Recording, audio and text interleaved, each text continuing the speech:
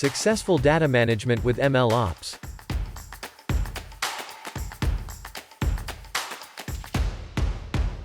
If we prepare machine learning model, build very efficient infrastructure, including data lake, it's just the beginning of the journey, because we need to take care of those models, and MLOps is something. It's a methodology that is very helpful in this way.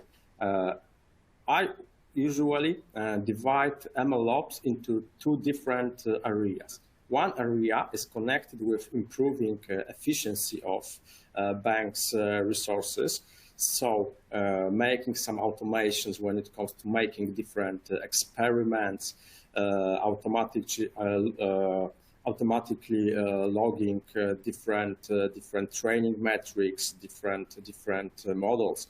Of course, elements like continuous integration, training, and deployment to make it simple to build new models based on defined pipelines, but also monitoring and machine learning model in production must be continuously monitored against different requirements, because the model based on some historical data, and those data are changing in time. So there are some elements like statistical monitoring of model performance, and also ops monitoring. The most business-oriented is this statistical monitoring. So we are doing it to avoid data drift, to avoid situation in which something changed. As example, we can use transaction classification. We build transaction classification based on some historical data. But customer spending's behavior might change. And for example, we can see that one category is constituting around 30% of all customer spending. So if we are monitoring this, we know that it's maybe high time to divide these categories into two different ones. The same if some categories start to be marginal, then if we see this on the monitoring panel, we can get alert. And we know that maybe it's not worth to have such categories, because there are maybe some other categories that are more relevant. The same situation can be when it comes to churn prediction.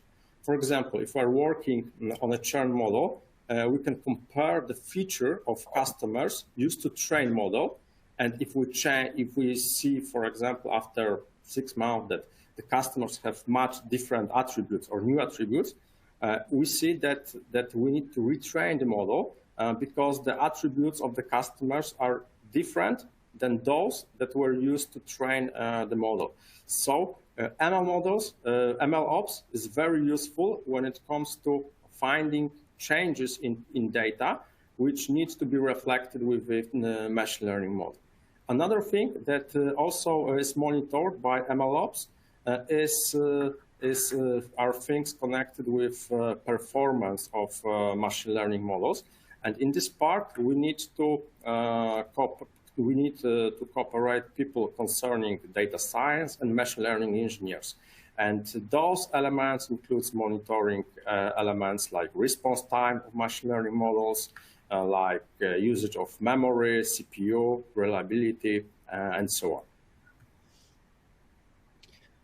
Yeah, and just to add on top of that, Michal, of course, Arango will provide a full set of metrics and information to this system by providing through traditional observability systems some Prometheus metrics that will participate to this full MLOps system.